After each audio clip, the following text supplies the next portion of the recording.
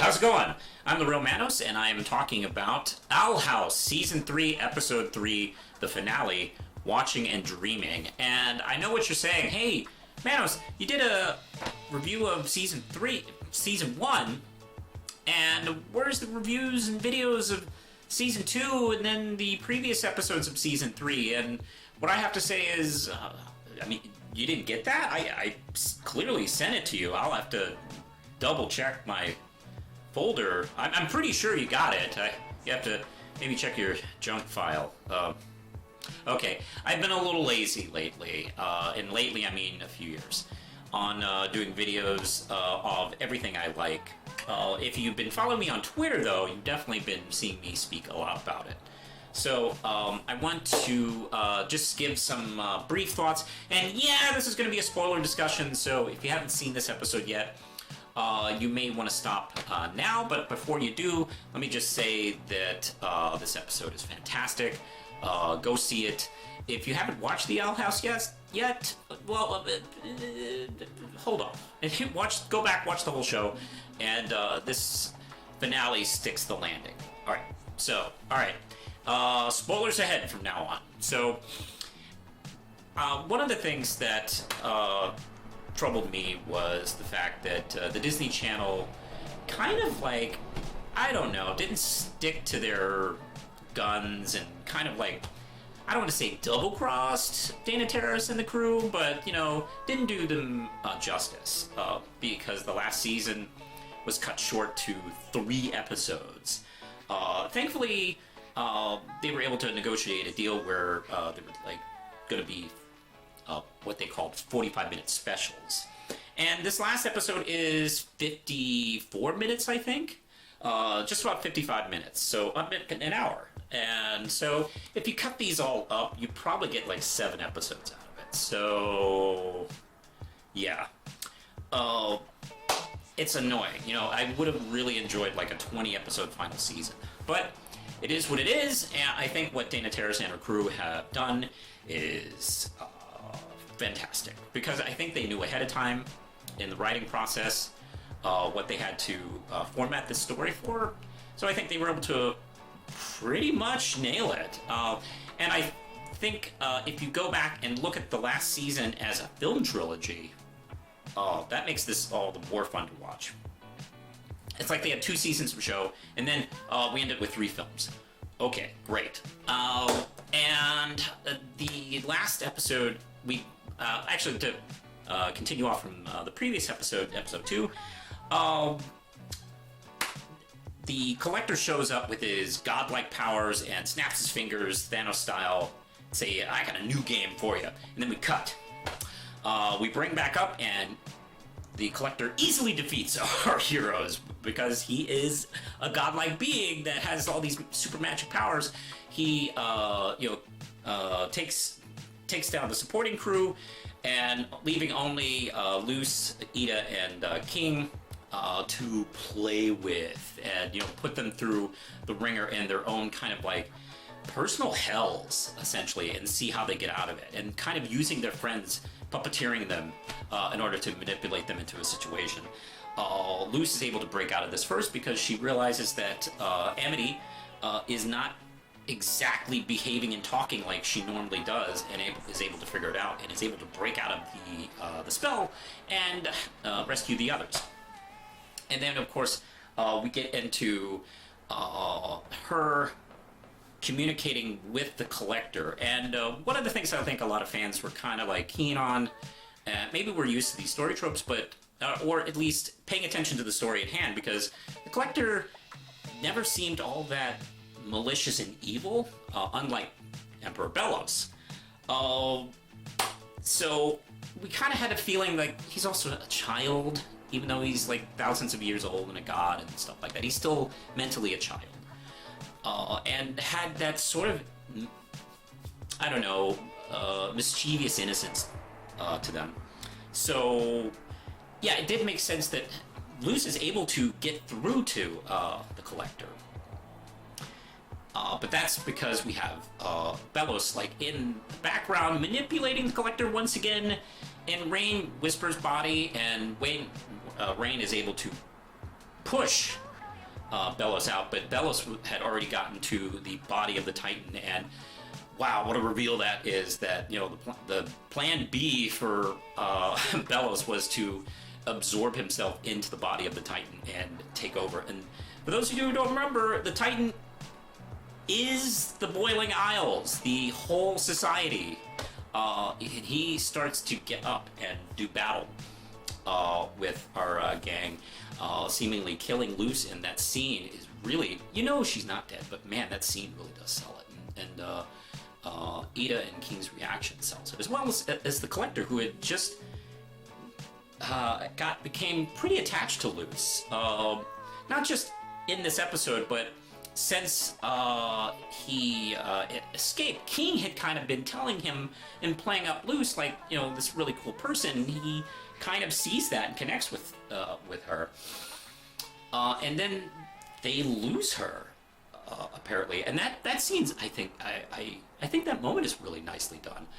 And of course, Luce is able to disappear and join the Titan, King's father, and of course, King's father gives her the last remaining bits of the power. He has been watching and waiting and dreaming he's been watching over his son, King, all this time.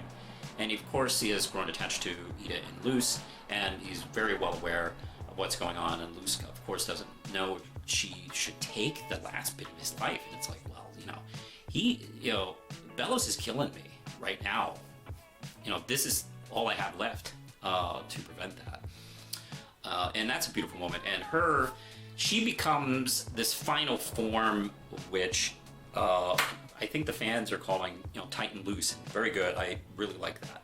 She's fantastic. This design is A+. I almost wish we had more episodes of her in this form. It's really, really cool.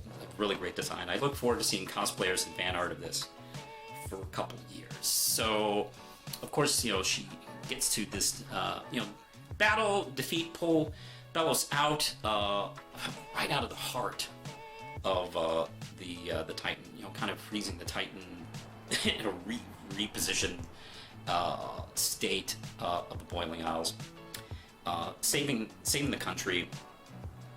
And that last scene between Luce and Bellows is fantastic, and I want to talk about that a little bit. Because she is not listening to him. He does this thing where he tries to, I gotta say, he's an A+ manipulator, because the first thing he does is go, oh, I've been cursed. That dark magic really had a hold on me, and oh man, I was out of control. Thank you freed me. And maybe a dumber protagonist would fall for that. But Luce did not. And what really I find jarring almost is how cold-blooded Luce is in that scene. And she doesn't talk to him. She doesn't say any one-liners. She is done, and she's not listening to his manipulations because she is over it. His words can't touch her. And she summons the Boiling Isles rain, and it starts melting him. And that's when Ida, Rain, and King just curb stomp him to death. This is a Disney Channel show. And this villain, who has been fantastic as far as like this evil piece of garbage, is killed in this pathetic way, to basically say that you're just absolute trash and garbage, and you can't touch us. You are not worthy of a grand blowout. You're just gonna get stomped. And fantastic. Oh my god. This is a brutal, cold-blooded death of this villain, and I can't believe it. I had to rewatch it, but I really do believe that Luce summoned the rain. Now, at first glance in the episode, it looked like it just kind of happened, and it just kind of naturally killed him. But I think the way it's written, the way it's positioned and the way she is like portrayed in this scene, she summoned that rain with the Titan magic, and she's just gonna watch him die. It's the fact that she just backs up when he's trying to like kind of crawl towards her is kind of amazing. I have never seen. I can't think of another hero in like a Disney Channel series, or hell, even like Disney movies. Stretch it over to Marvel, MCU, and like Star Wars. Just anything that's been produced lately, where a hero just so coldly kills the villain is just kind of stunning. And I think about one of the early criticisms of the show, where some people who liked the show didn't like Luce because she was just another optimistic protagonist, and I think these people jumped to that conclusion without really paying attention to Luce as a character, and Luce's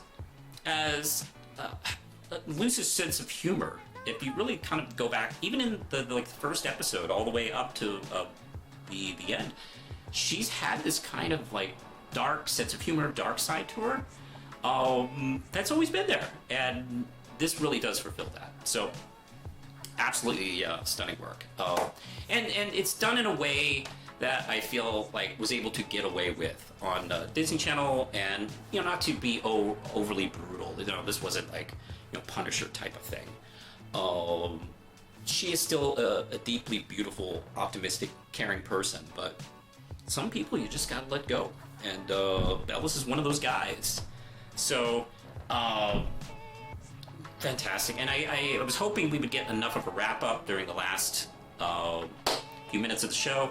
Couldn't have lasted long enough for me. I could have gone with another like whole ass epilogue episode, but that's probably asking a little bit much. So it's actually beautiful and touching. We get to see a little bit of the characters from the Boiling Isles, how they developed over the next couple of years.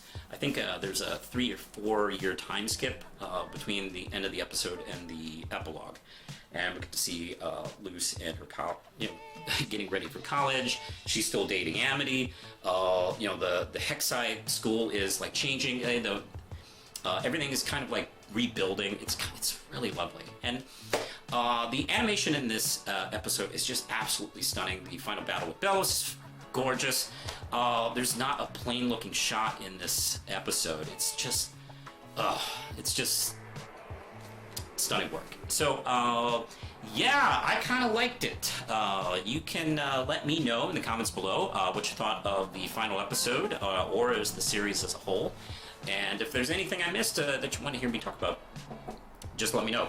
And the comments, you can like, subscribe, and click the notification bell for all things Manos. You can also find me at Facebook, Instagram, Tumblr, TikTok, and Twitter, as it still exists. Also, you can support the Real Manos and Manos Publishing at Patreon for just $1 a month.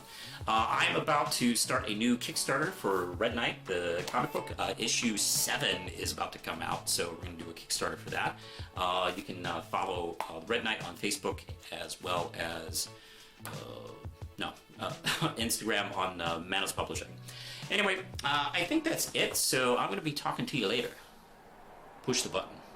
Let's see.